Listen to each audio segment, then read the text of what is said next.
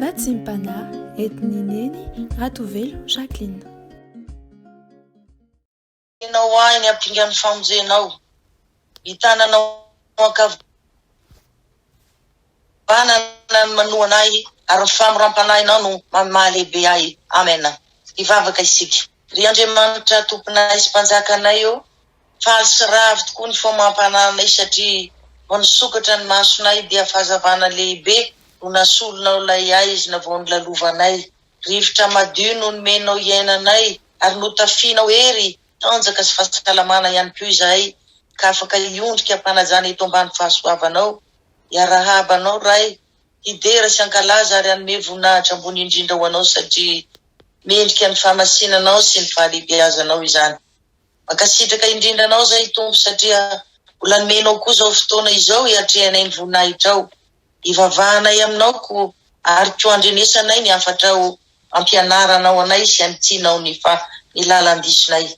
Ko mangataka nitra fonao lehibe tompo, mba diovy amin'ny rasonao ny fomampananay, mba afaka andray tsara ny teninao ary koa hitahiry zany ao am-ponay, iainanay isanandro sanandro ary koa mba hozarainay amin'ny manodidina anay. De mitenena tompo fa vonina iaino sy ankatony ny teninao izahay. Ny anaranao masina sy manakery avy any Nazareta Jesosy ho angatahanay izany vavaka izany. Amen. Dia mbola ampifaliana mandrakariva ry havana no iarabanantsika amin'ny anaran'ny tompo, ary mbola afaly ihany koa manonona ho antsika tsirairay avy ny fahasoavana mba ampiadanana avy amin'Andriamanitra ray sy Jesosy Kristy tompontsika ary ny fampiraisana avy amin'ny fanahy masina. Amen. Ny teny angalantsika fampahirezana ry havana androany dia izay voasoratra ao amin'ny epistily voalohany nosoratan'i Petera voalohany toko fahatelo, Petera voalohany toko voalohany ny andinin'ny fahatelo ka hatramin'ny fahasivy. Hovakiny zany amin'ny anaran'i Jesosy Kristy tompony teny. Isaorana ny Andriamanitra rain'i Jesosy Kristy tompontsika, izay niteraka antsika indray araky ny habeny famondram-pony ho amin'ny fanantenana velona amin'ny mitsanganan'i Jesosy Kristy tamin'ny maty, ho amin'ny lova tsy mety simba, tsy misy loto, tsy mety levona, ho atahiry any an-danitra ho anareo, izay arova ny herin'Andriamanitra amin'ny finoana ho amin'ny famonjena efa vonina seho any amparany. Izany no iravoravonareo na dia ampahalelovana vetivety ankehitriny amin'ny fankapanahy maro samihafa izay ianareo, raha tsy maintsy isy izany, mba ho hita ho fiderana sy voninahitra ary fankalazana ny fizaham-toetra ny finoanareo, izay tsara lavitra noho ny volamena mety ho simba, na dia voazahatoetra amin'ny afo aza dia amin'ny sehoan'i Jesosy Kristy.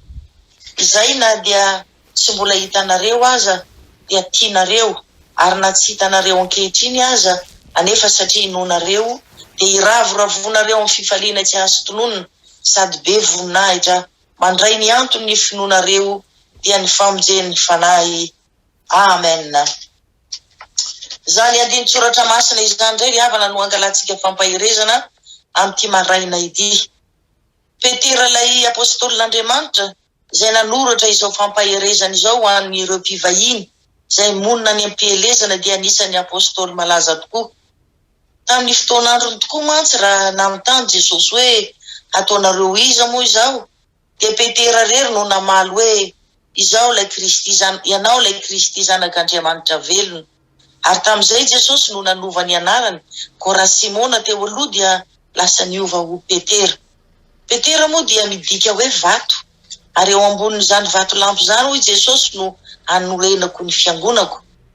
Petera koa raha nilasaka ny fanahy masina dia nanambara ny filazantsaran'i Jesosy Kristy izy, notoriny fa Jesosy Kristy izay novononareo izy dia maty kanefa kosa natsangan'Andriamanitra indray tamin'ny andro fahatelo.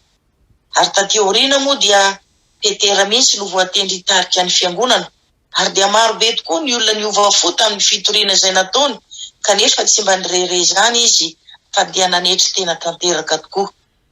Ny fiainan'ny apôstôly tokoa mantsy ry havana dia fiainam-bavaka mandrakariva ary fisaorana an'Andriamanitra ihany koa amin'ny zavatra rehetrarehetra, na amin'ny teny zany, na amin'ny hevitra, na amin'ny asa izay atao.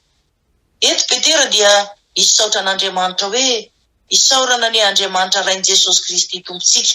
Izany hoe nidera sy nankalaza ary nanome voninahitra n'Andriamanitra mandrakariva ny fiainany satria Andriamanitra ray no niteraka atsika noho ny habe ny famondram-pony mba hananantsika fanantenana velona noho ny amin'ny Jesosy Kristy izay nanolo tena ho faty teo ambony hazo fijaliana mba ho famonjena atsika. Hoy tokoa mantsy Jesosy tamin'ny Nikodemosy hoe raha tsy ateraka indray ny olona dia tsy mahazo mahita ny fanjakan'Andriamanitra.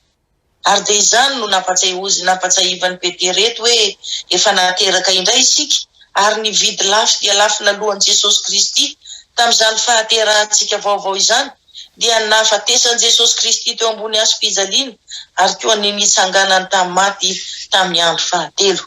Ary dia afaka manana fiainana mandrakizay isika ary voasoratra ny an-danitra ihany koa ny anarantsika. Izany hoe izay manaiky mandray an Jesosy Kristy ho tompo sy mpamonjy ny fiainany dia manana lova ny an-danitra izy. Hoy Petera hoe ho voatahiry any an-danitra izany lova izany izay tsy mety ho simba, tsy misy loto, tsy mety levona ary arova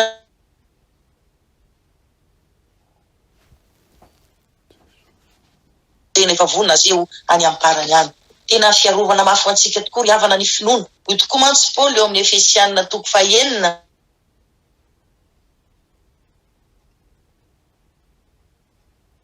ny 9:20 hoe tany ny rehetrarehetra izay alefan'ny ratsy. Ary izany no tiany Petera ampaherezana ny olona eto fa raha mbola mitoetra amin'ny finoana isika pino dia mitoetra amin'ny famonjena manana lova ny an-danitra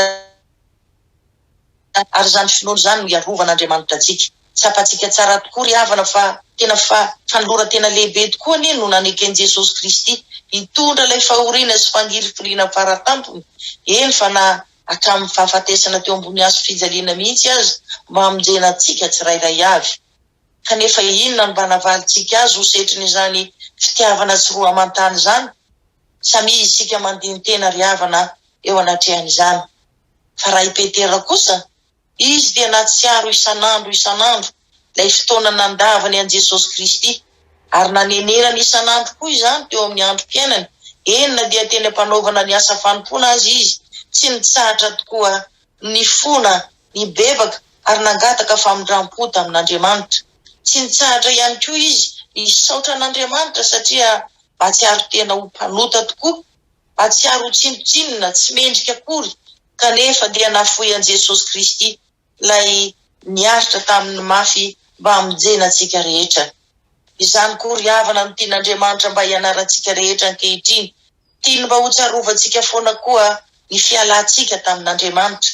Tiany mba ho tsarovatsika koa mba hanenenantsika koa ary hibebahantsika isanandro eo anatrehan'Andriamanitra. Sy Petera rery tokoa mantsy ry havana no nandao an Jesosy Kristy fa isika rehetrarehetra izao isaky ny manota isika, isaky ny manao izay zavatra mampalahelo an Jesosy Kristy isika dia tsarovy fa efa nandao azy isika izay. Tahaka ny miteny eny isika hoe avela kely aloha ianao Jesosy fa ity misy zavatra mahafinaritra, ity misy zavatra mba azahoako tombony kely, avelako kely vetivety aloha ianao. Izany eny ilay endrika fandaozantsika an Jesosy.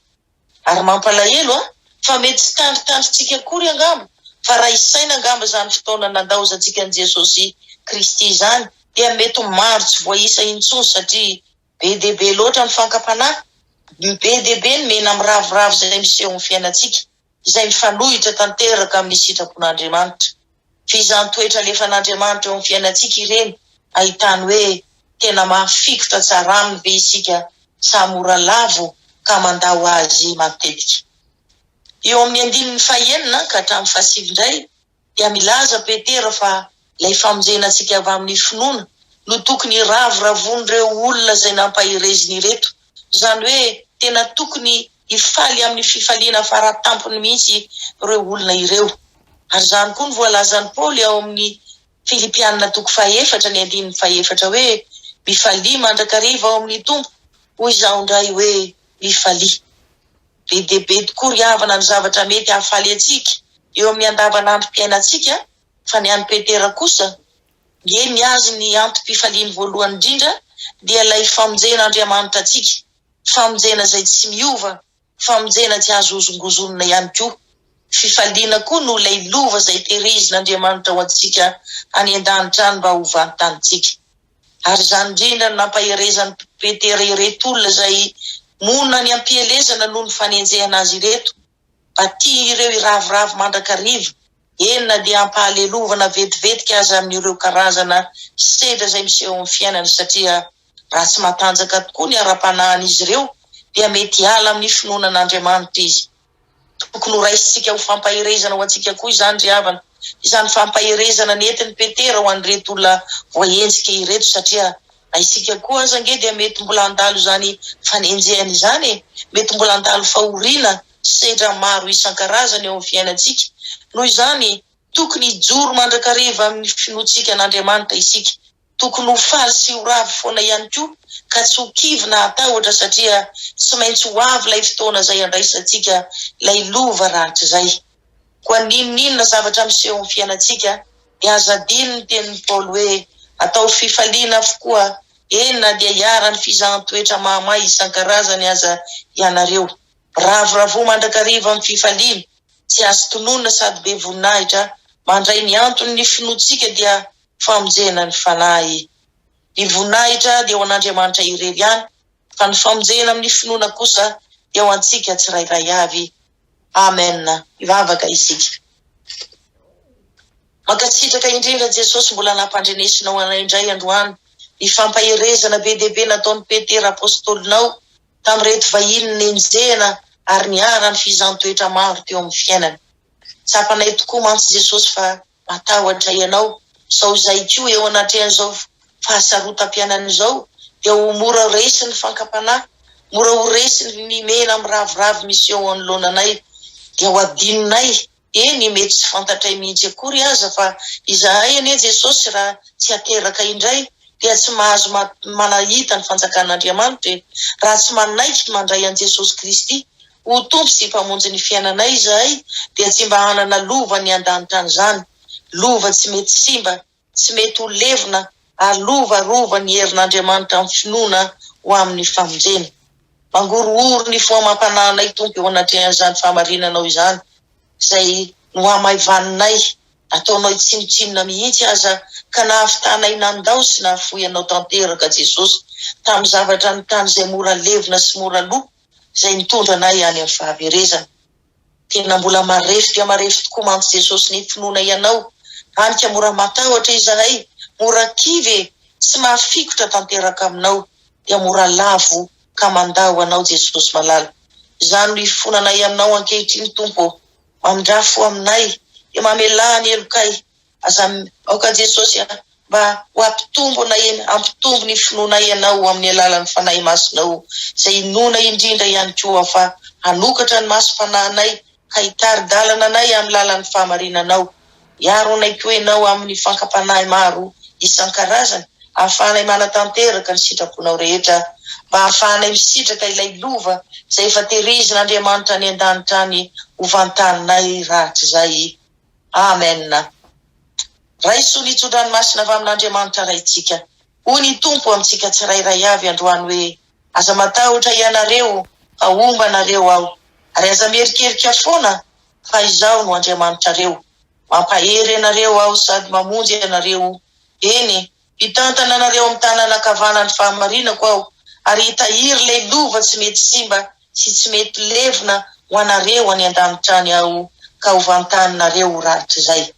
Ho tanteraka tokoa izany amin'ny anaran'ny Ray sy ny Zanaka ary ny Fanahy Masina. Aleluia. Amen.